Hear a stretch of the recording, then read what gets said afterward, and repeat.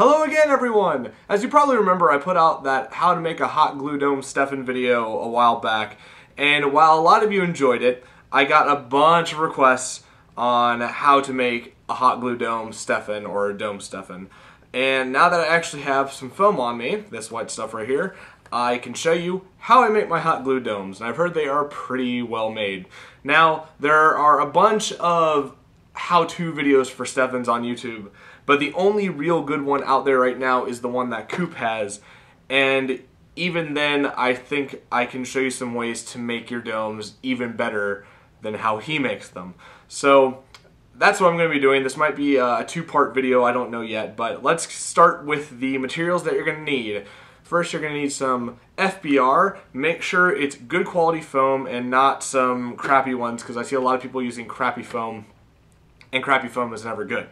But if you can't get your hands on some really good high quality foam, use what you can get, but make sure it's consistent and doesn't suck really bad. So you're going to need foam.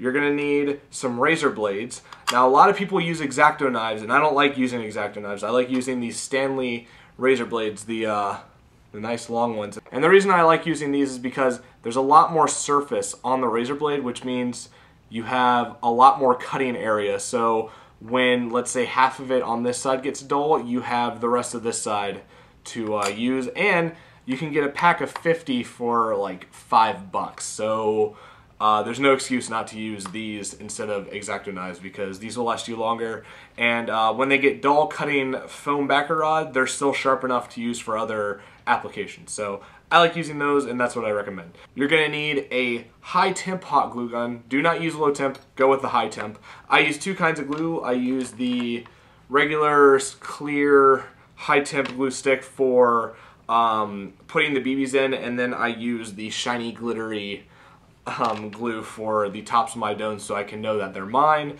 and because I like them much better than the clear stuff. This will run you quite a bit of money, but I think it just makes your darts that much cooler. You're going to need some sort of weight.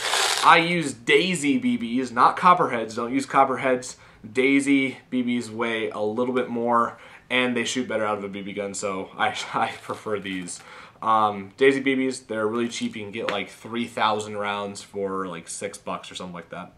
You're also going to need something to hold your darts in. I'm using a Berserker turret, because there's 20 spaces in here, and that can, you just turn around, and by the time you get another one to where you started, they're all dry.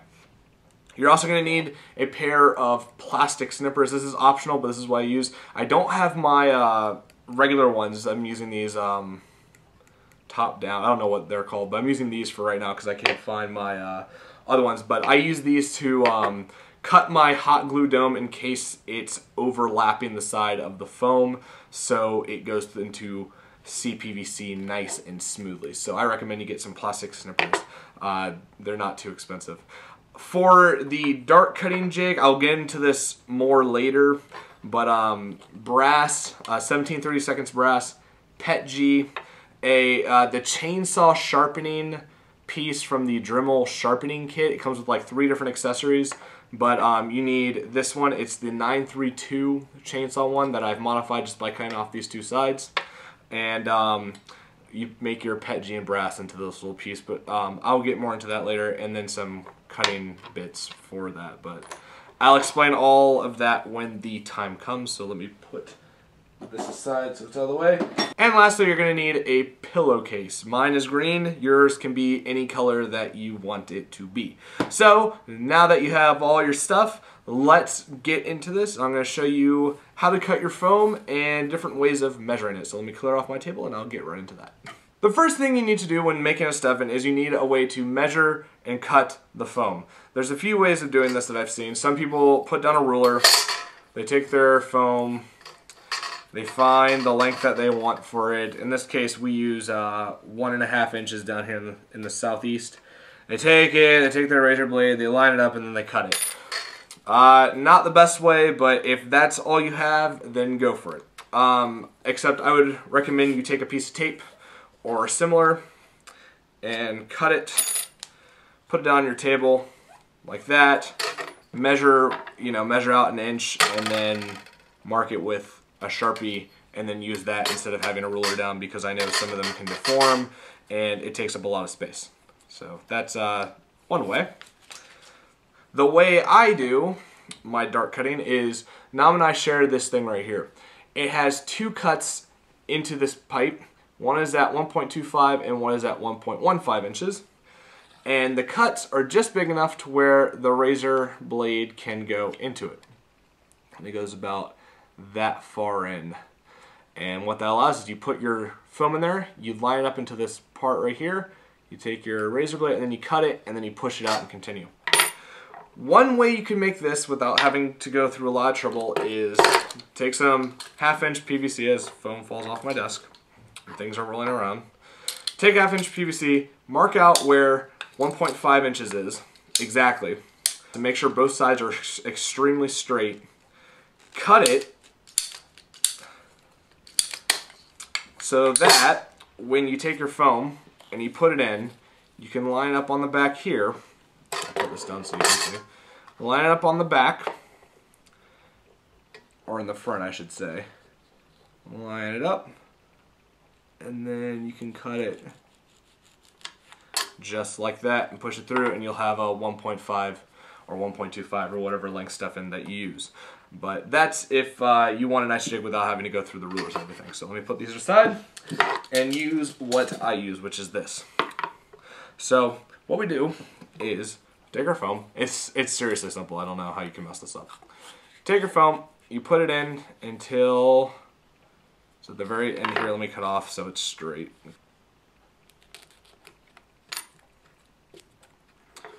So with this in, perfectly straight on this side, all I have to do is take my razor blade and cut it like that and push it through. And there you go, you have your first blank.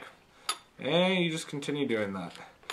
If need be, you can get a bag and fill up your bag with the blanks like I have right here. I don't know how many blanks are in here, but there's a lot. So just take your foam and cut it. No big deal. And when you run out of foam, like I'm about to do in a second,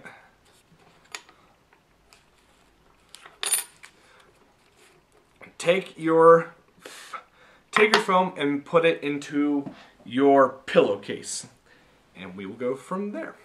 Once you have all your blanks in your pillowcase, I know of two ways of straightening out the foam. Straightening out your foam is a very, very, very, very, very important step. As you can see, I'm trying to get a nice variety of darts here. The darts have this curve in them, and that curve is bad. You want to straighten them out so that when they're flying through the air, they don't curve off to the side or spiral around like a crazy mess. The first way of straightening your foam, which is probably the simplest, is you take your foam, you put it into your pillowcase, you tie your pillowcase up, whether that be with a knot or with some sort of hair tie, nice and tight around here, and you put it in your dryer for 15 minutes or so on medium setting. Check it every once in a while to see how the foam is progressing, but eventually they'll straighten out, they'll be nice and warm, and some foam will puff up just a little bit. So if your foam is like a perfect fit in CPVC, it might get a little tighter after they're done straightening out. The other way I know is to take a hair dryer and blow heat into the bag directly and kind of jostle the darts around with the hair dryer so that they all get evenly heated up and strained out. The way I do it is I throw them in the dryer. So I'm going to go throw these in the dryer, medium heat for about 15 minutes, and we'll go on from there. Once your foam is strained out, I am opting to use some of my beige blanks that are already strained while I wait for my white foam to strain out in the dryer. There are two ways that I know of putting the BB hole in your foam. One involves a Dremel and one involves a hot glue gun. If you don't have a Dremel, then use the hot glue gun method. If you have a Dremel, I highly recommend you do it with the Dremel way that I'm going to show you. The hot glue gun way is the way that probably everyone knows if you've made stuffings before. And all that is you get a BB at the ready, you take your hot glue gun. This is just where I like to wipe my hot glue off so it doesn't drip everywhere. You take your hot glue gun and you line it up kind of in the center and you put a hole in just like that. And on the upstroke, or when you're pulling out, you put a little bit of glue in the center of it, wipe it off, take your BB, drop it in, and center it out. Another thing I use my little snippers for is to center the BB, and this is what it should look like. It should be relatively flat on the top. If it's sticking out just a little bit, that's not too bad because it's going to get covered with hot glue in the end. And you know, if you want to let that dry, you can just put it into your Berserker holder or whatever holder you're using. Barricade turrets also work as well. I should be saying cylinder, but whatever. So yeah, you just do that for all of your darts, and when they're done, after they're dry, you can put your hot glue dome tip on it, but that will be on part 2.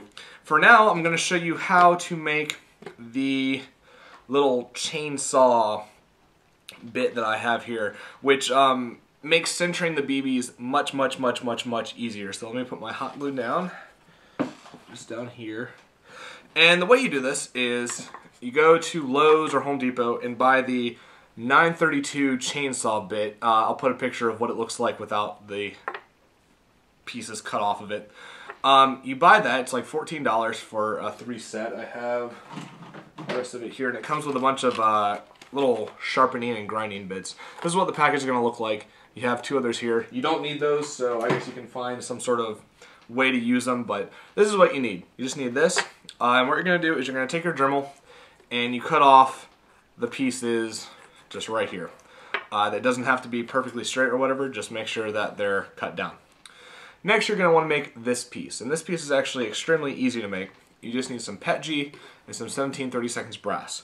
The reason you need brass is because the brass is going to be put into the top of it, and that's going to take away any wiggle room that the dart has inside of your PETG, so it's centered even more. And all you have to do is cut about an inch of brass off. I'm not really measuring this, but let me cut this. Alright, once you have that stub cut off, you're going to want to flatten it so it's nice and level. And once you've done that, take your pliers, if you have them, and kind of flare out the brass just a little bit. You don't want any sharp edges that your foam can cut itself on, so take some foam that you have and just test it out, and if you need to flare it out a little bit more, do so, but if it's good, take your PETG and cut about, oh, I don't know, enough to where when it's flat on the bottom of your cutter, you have a little bit of excess sticking out. So right about here, that's about 2 inches maybe. Yeah, it's about 2 inches, something like that. So take your PETG and cut it. Once you have that all nice and relatively flat, take a razor blade and cut all the excess PETG that's kind of hanging on, or you know, that's kind of melted onto it, so it's nice and smooth. And once you've done that, take the edge that you made earlier, the edge that you cut, and put it on so it is facing up, and press the brass into the PETG. This is a little difficult sometimes, but evenly get it in there. You might have to push it onto the table, but push it in just like that, and make sure there's no excess PETG or anything in there that's not poking up inside the tube or anything, and recheck to see how it looks on there. This is about perfect. A little bit more is fine. Just line it up, take a piece of foam, push it in to check how it's doing, and yeah, that looks pretty good. So there we go. I can cut a little bit more off of here because you want to be able to have a good amount of foam that you can hold on to so you can twist it back out. So I might cut a little bit more off of here. Here's an example of how much more I could cut off. But after that, you might notice that there's some wiggle room.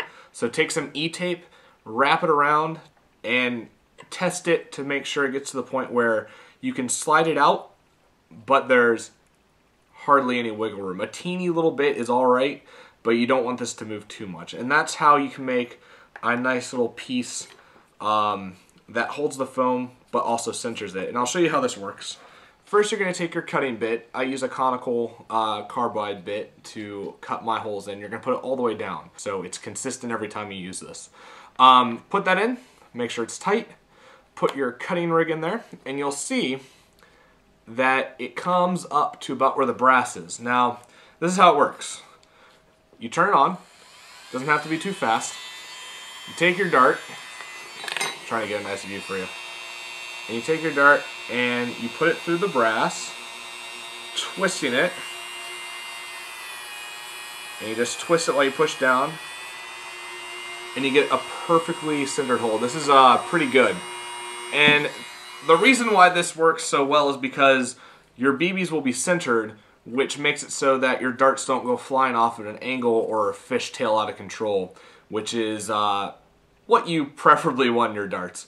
So that's it for part 1 of this video. The next video I'll show you how I make my dome heads and a couple of little tricks that I use to make them not overflow and not look like crap.